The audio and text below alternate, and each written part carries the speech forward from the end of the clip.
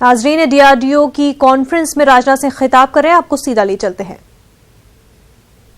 हमारी सरकार ने विभिन्न प्रोग्राम्स जैसे make in India, investment facilitation, skills enhancement, intellectual property protection और मैन्युफैक्चरिंग इंफ्रास्ट्रक्चर के माध्यम से इस लक्ष्य को प्राप्त करने का बराबर प्रयत्न किया है।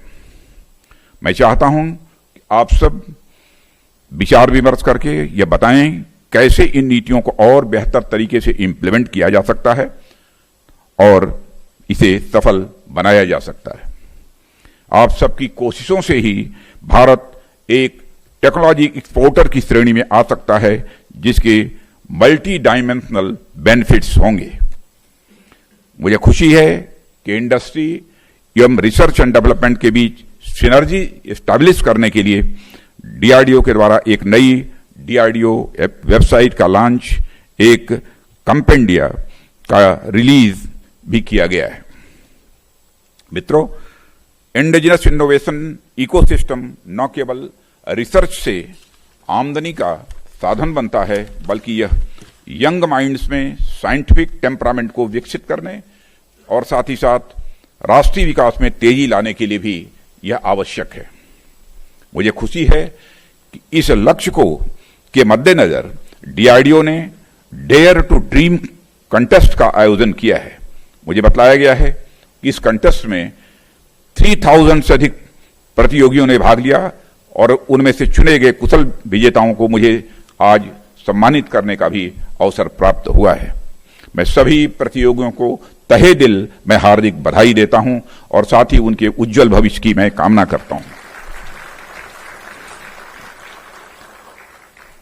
ऐसे निरंतर प्रयासों की वजह से ही यंग मिलेनियल्स ज्ञान से जुड़े रहते हैं और देश की प्रगति का वह हिस्सा भी बनते हैं।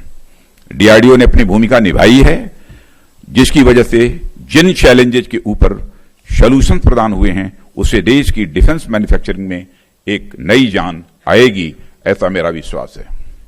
डॉक्टर कलाम भी बच्चों में साइंटिफिक टेम्पर डेवलप करने के हमेशा पक्षधर रहे हैं। डीआरडीओ भारत की रक्षा में इंडिजिनस रिसर्च एंड डेवलपमेंट की खोज का एक प्रमुख केंद्र रहा है। DRDO strategic defence systems and infrastructure और देश की क्षमता में आत्मनिर्भरता की प्रोग्रेसिव एनहांसमेंट के लिए पूरी तरह से समर्पित है।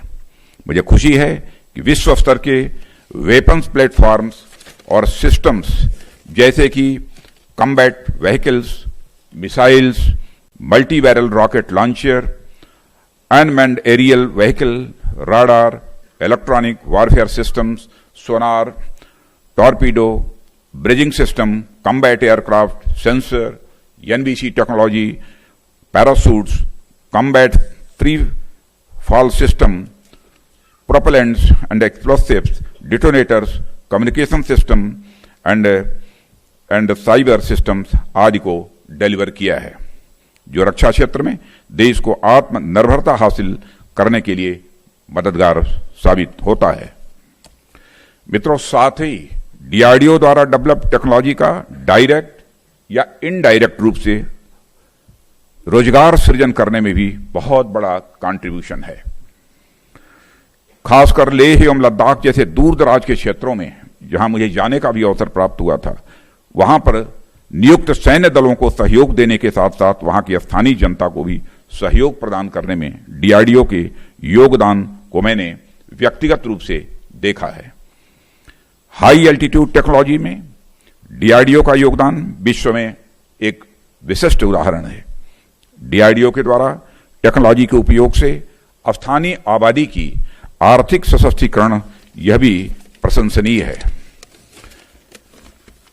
और मैं खुश हूं, प्रसन्न हूं कि डीआरडीओ ने 100 डेज के लिए सुनिश्चित किए गए लक्ष्यों को हासिल कर लिया है। मैं इसके लिए डीआरडीओ को बधाई भी देना चाहता हूं।